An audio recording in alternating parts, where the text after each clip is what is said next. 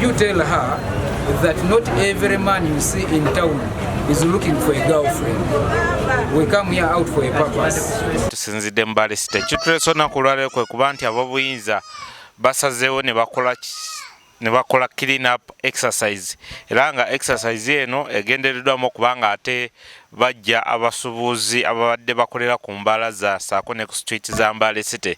Era nga abantu abasinga basobola okubanga ate bagibwawo ku streets zonna eza Mbale City. Era nga ekikwekweto kyatandise ku makya ssaawa zibadde 12 okutuusiza ddala akawungezi k'olunaku olwaleero. Abakulembeze bagamba mu Mbale City nti wabaddewo omujjuzo mungi ku streets za Mbale ng'abantu abasinga bakakibwa okubanga ate bayingira oluguudo ne babanga ate pedestrian streets zikozesebwa n'abasubuzi ab'enjawulo. So kino kiviiriddeko accidents ez'enjawulo okusinziira ku bakulembeze era nga bagamba nti tebajja kubanga ate bakkiriza muntu yenna kubanga ate akolera ku streets za Mbale.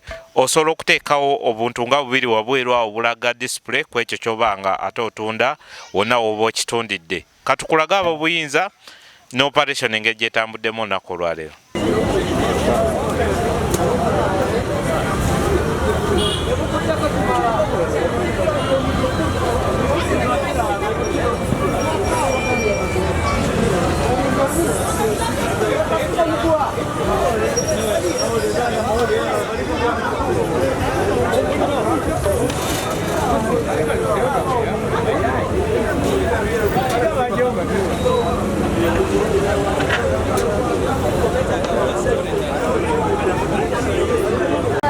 That girl in the shop, is that you're getting a name Mugaba boy, I gotta take out dummy like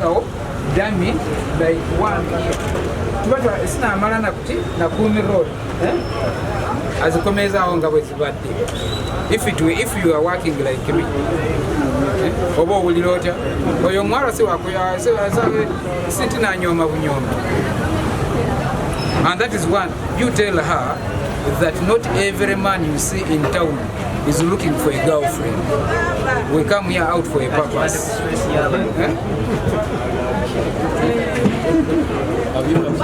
Obulungi bulumabali abamwagala. Not as when we are on what? On business.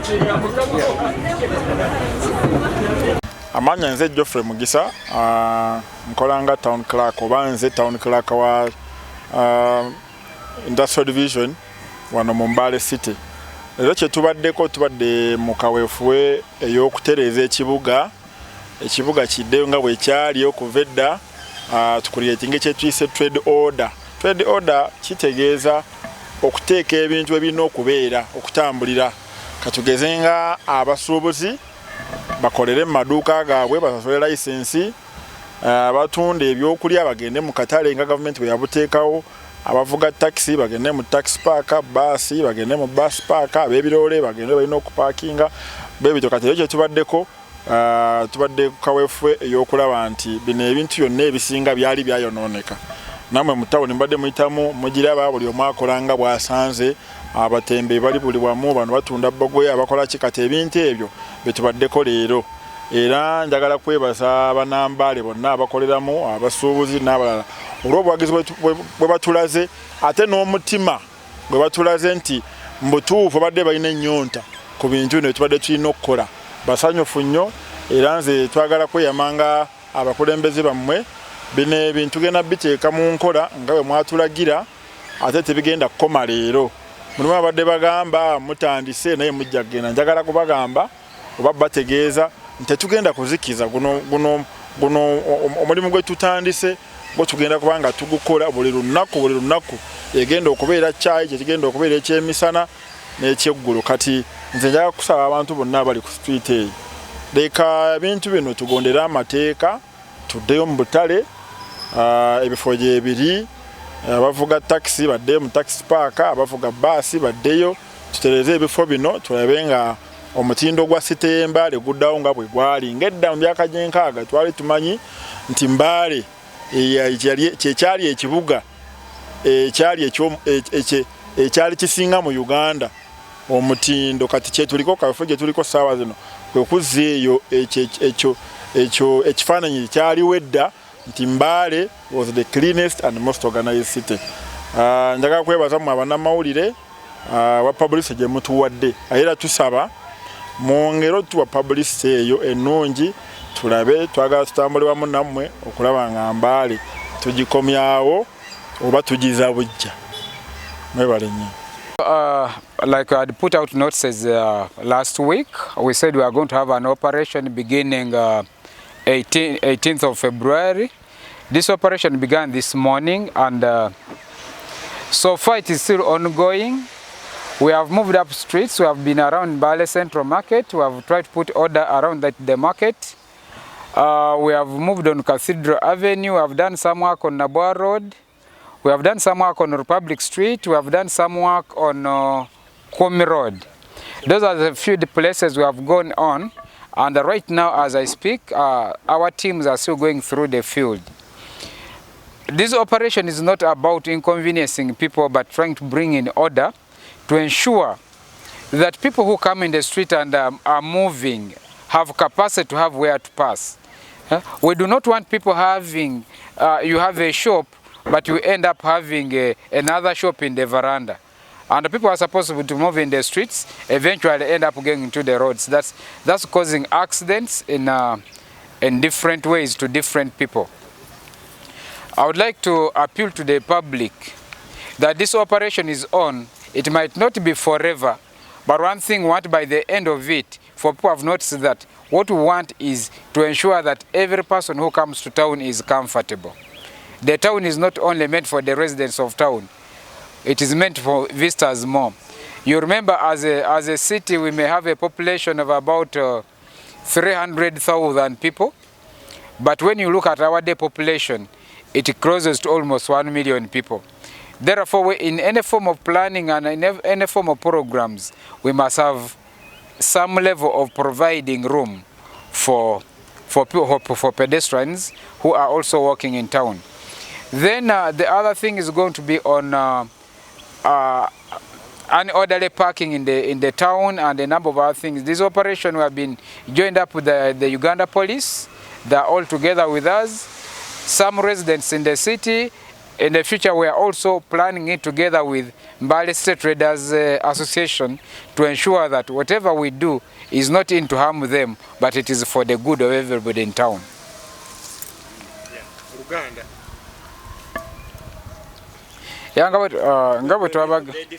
Those who defy. How many have you arrested?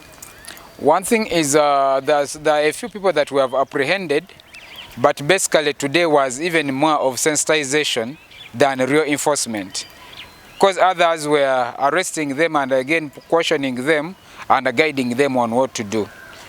But for those who insist and do not do like we are saying, the next thing is no option, and even just arresting them or confiscating their goods is not good enough. We shall be prosecuting those ones who are perpetuating hooliganism in terms of attacking people who are doing the rightful things in town.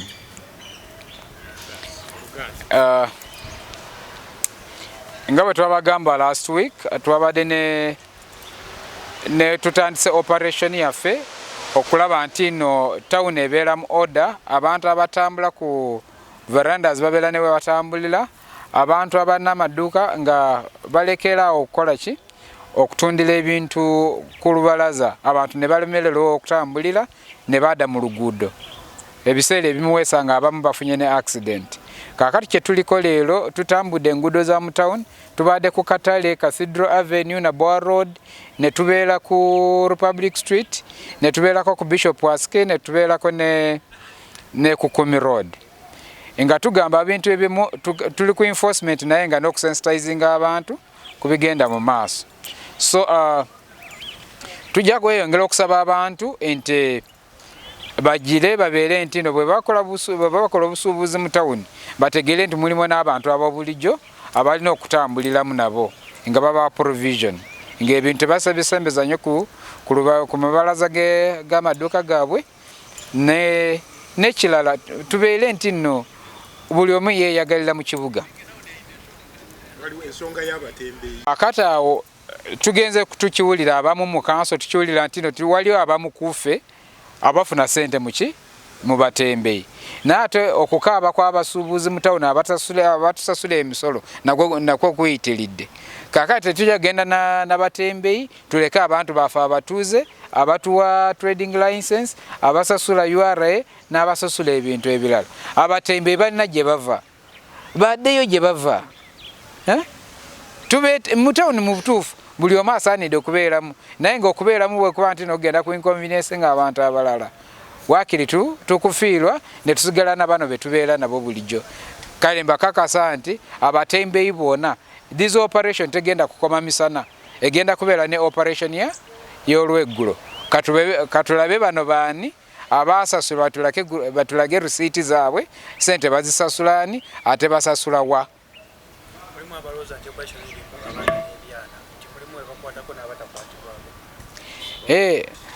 Because one thing is nze kyesobola kyemanyi nti naffe abamu okufuluma tetubeera mu field every other time naye bwe tuba nti no tuvuddeyo ne tutambuliramu ebimu ebibeeramu tuba tetubimanyi naye nze kyemanyi nti tuleko bituufu buli omu tumutwala nga muntu buli musuubuzi tumutwala nga muntu.